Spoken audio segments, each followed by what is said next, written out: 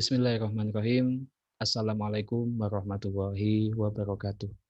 Sobahul khair, good morning student. Semangat pagi untuk anak-anakku kelas 9 yang hebat dan luar biasa pada pagi ini. Hari ini Kamis 22 Juli 2021, kita belajar pembelajaran online, yaitu mata pelajaran Bahasa Indonesia. Kita melanjutkan dari pembelajaran yang minggu kemarin kita pelajari. Maka dari itu, marilah kita tetap semangat, ya, tetap tetap konsisten, tetap disiplin, bersabar dan berdoa walaupun masih pada masa PPKM darurat COVID-19. Maka dari itu, kita harus legowo, harus lapang dada menerima kenyataan ini karena bukan hanya di Jabal Nur saja pembelajaran itu online, tapi seluruh Indonesia itu sementara pembelajaran masih memakai sistem online. Maka dari itu ini adalah ujian untuk kita semua tetap bersabar, berdoa, dan jangan lupa jaga kesehatan. Ya, anak-anakku semuanya, marilah kita awali belajar ini dengan berdoa, dengan mengucapkan Bismillahirrahmanirrahim. Semoga pembelajaran ini bisa membuahkan pemahaman yang kuat dan menghasilkan ilmu yang barokah. Amin ya rabbal alamin. Nah, untuk pertemuan online kali ini, Pak Wahyu di sini menjelaskan akan membagikan share ya lewat video rekaman ini yang sama dengan LKS kalian, yaitu tentang, nah ini ya, di LKS kamu itu di halaman 4, kita kemarin belajar tentang mengidentifikasi teks laporan hasil percobaan, yang kedua memahami isi teks laporan hasil percobaan. Untuk kali ini kita belajar tentang menelaah struktur dan kebahasaan teks laporan hasil percobaan. Namun, pada pertemuan pagi ini kita hanya belajar tentang struktur teks laporan hasil percobaan. Nah, struktur tes laporan hasil percobaan itu hampir sama seperti tes prosedur. Hanya saja, dalam tes prosedur tidak terdapat hasil dan kesimpulan. Ingat ya, kita dulu waktu kelas 8, ya, kita pernah belajar tentang tes prosedur, yaitu teks yang di dalamnya itu berisi cara membuat sesuatu, cara menggunakan sesuatu, dan cara melakukan sesuatu. Nah, itu sama dengan tes laporan hasil percobaan, namun perbedaannya adalah kalau pada teks prosedur itu hanya ada judul, tujuan, alat dan bahan, serta langkah-langkah. Tapi kalau pada teks laporan hasil percobaan itu lengkap sekali, yaitu apa yang membedakannya? Nah, kita lanjutkan. Pada tes laporan percobaan, hal yang disampaikan lengkap hingga pada bagian hasil dan kesimpulan. Struktur tes laporan percobaan secara umum terdiri atas beberapa bagian, yaitu ada judul, tujuan, alat dan bahan, langkah-langkah, hasil dan kesimpulan.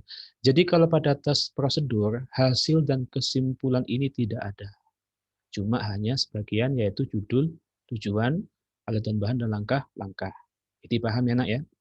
Jadi teks laporan hasil percobaan itu perbedaannya yaitu adalah pada hasil dan kesimpulan. Pada tes prosedur tidak ada hasil dan simpulan, tapi kalau pada teks laporan hasil percobaan itu lengkap, yaitu ada hasil dan kesimpulan. Mulai dari judul, tujuan, alat dan bahan, langkah-langkah, hasil dan simpulan. Nah itu. Nah, kita belajar lebih dalam lagi ya. Jadi ini, struktur tes laporan percobaan itu ada judul, tujuan, alat dan bahan, langkah-langkah, hasil, simpulan. Nah ini. Jadi ada 6, ya, beda dengan teks prosedur, ya. Kita pelajari lagi, kita sudah mengenal apa itu tes laporan percobaan, kita juga harus mengetahui ciri-cirinya, ya.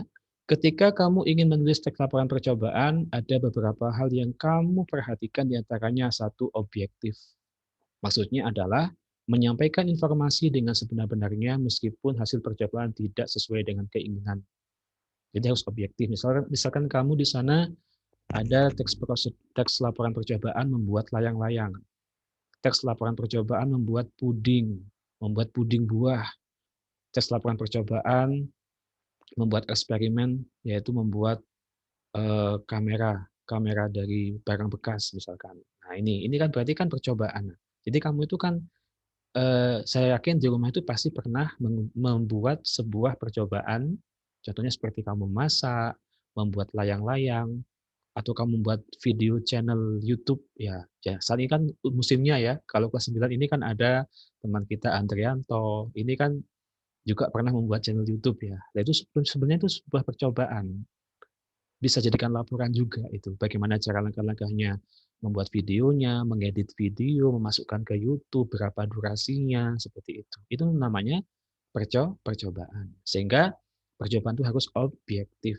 Yang kedua, sesuai fakta. Hasil yang ditulis, teks laporan percobaan itu benar-benar sudah dilakukan, tidak boleh ditambah-tambahi. Misalkan di sini kamu membuat layang-layang.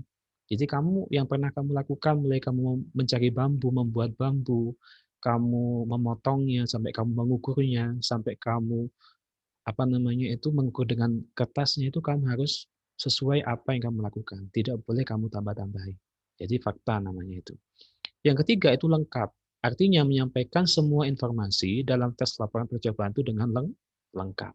Jadi itu adalah ciri-ciri pada teks laporan percobaan. Jadi sebenarnya kita ini dalam kehidupan sehari-hari ya Nak ya, itu sudah kita lakukan ya. Contoh lagi membuat mercon ya. Tapi hati-hati awas kena bomnya nanti ya. Nanti kalau kena bomnya seperti kejadian kemarin, yaitu ada kejadian orang kena bom mercon ya. Kamu membuat apapun itu bisa jadikan sebagai laporan percobaan, seperti itu. Nah, ini ada contohnya ya. Nah, contoh teks laporan percobaan yaitu membuat layang-layang.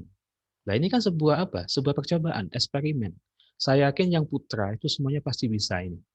Bagaimana cara mau membuat apa layang-layang? Ya, ada juga yang namanya layang-layang besar namanya sawangan ya kalau bahasa Jawa, sabengen ya kalau bahasa Maduranya. Nah, kita contoh bagaimana membuat laporannya.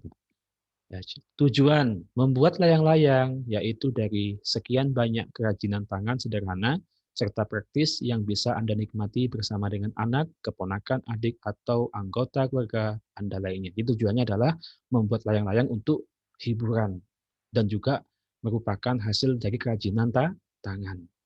Selanjutnya pada alat bahan jelas kita harus jelas ya. Contohnya alat bahannya satu bilah bambu tipis dengan lebar kurang lebih 1 cm serta panjang lebih kurang 60-80 cm tergantung panjang layangan yang mau dibuat.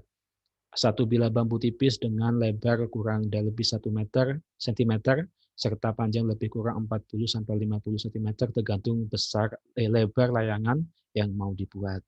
Kertas minyak dengan ukuran sama yang kiranya cukup dengan ukuran bambu, spidol, gunting, meteran, isolasi atau solasi, pita gulung yang tebal, benang, atau tali tipis. Ini adalah alat dan bahan. Itu harus jelas. Jadi ketika kalian membuat layang-layang itu alat bahannya apa. Jadi alat ini adalah sebuah sarana atau alat yang digunakan untuk membuatnya. Kalau bahan ini bahannya dari apa? Jelas bahannya kalau layang-layang dari bambu. Selanjutnya ini ada langkah-langkah. Ya, ini ada langkah-langkah ya. Saya yakin semuanya bisa. Bagaimana langkah-langkah mulai dari awal sampai akhir ini ya. Nanti bisa apa namanya kamu baca ini bagaimana alat-alatnya, apa langkah-langkahnya seperti apa ya. Dan juga hasil percobaannya jika semua langkah-langkah dilakukan dengan benar maka layang-layang bisa terbang dengan stabil. Itu hasil percobaannya, hasilnya. Kesimpulannya apa?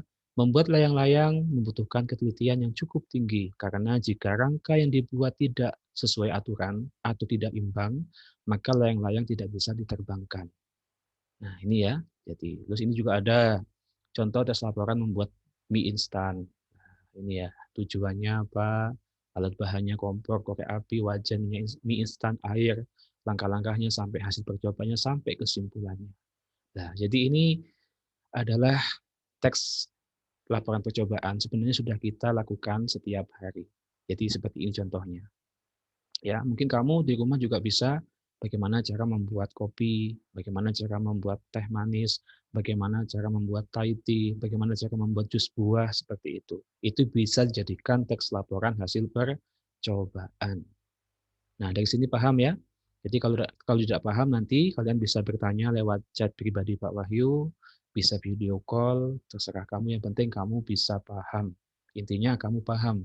Sehingga ketika kamu paham, kamu bisa mengevaluasi tugas atau soal yang setelah ini akan Pak Wahyu berikan lewat Google Form. Ya. Yang kedua, kaidah kebahasaan dari tes laporan percobaan. Kaidah kebahasaan itu apa sih, Pak? Kaidah kebahasaannya itu ciri-ciri bahasa yang ada dalam teks laporan percobaan. Jadi bahasanya bagaimana? Apakah menggunakan bahasa Madura, bahasa Jawa? Jadi bahasanya harus formal. Ya, bahasanya harus kata-kata yang baku. Apa saja berikut kaidah kebahasaan dari tes laporan percobaan? Yang pertama, menggunakan sinonim dan antonim. Apa itu sinonim? Persamaan kata. Kalau antonim, perlawanan kata. Ya. Yang kedua, memakai kata bilangan. Ya, kata bilangan ini namanya numeralia, kata bilangan. Contohnya tadi itu ya. Ya, contohnya seperti ini. Ini namanya kata bilangan ya. Contohnya, nah ini kata bilangan. Satu bilah bambu 80 cm, satu bilah bambu 50 cm ya. Seperti ini namanya adalah bilangan. Seperti ini 1/3 bambu, 2/5 cm. Seperti ini namanya adalah kata bilangan. Selanjutnya, menggunakan kalimat perintah atau kalimat impresif atau imperatif sama aja. Contohnya apa? Kalimat perintah itu ditandai dengan kata lah. Contohnya seperti ini. Letakkan, ini perintah. Ya, ikatkan. Nah, itu namanya kalimat perintah seperti itu. Buat lubang. Lah, itu seperti ini ya. Nah, jadi dalamnya itu banyak menggunakan kalimat perintah. Yang selanjutnya yaitu bahasa dalam tes laporan percobaan menggunakan kata hubung konjungsi. Ya, mana contohnya Pak Wahyu? Seperti ini. Ada konjungsi, apa namanya, kata penghubung ya, seperti itu. Konjungsi itu kata penghubung, contohnya. Nah, ini konjungsi, janganlah lupa ya. Ini, jadi konjungsi itu berarti kalimat yang di situ ada kata penghubung, serta ini kata penghubung. Nah, serta ada dan ya. Juga kata penghubung apa namanya itu urutan waktu. Ya, contohnya lagi seperti ini. Ya, nyalakan kompor.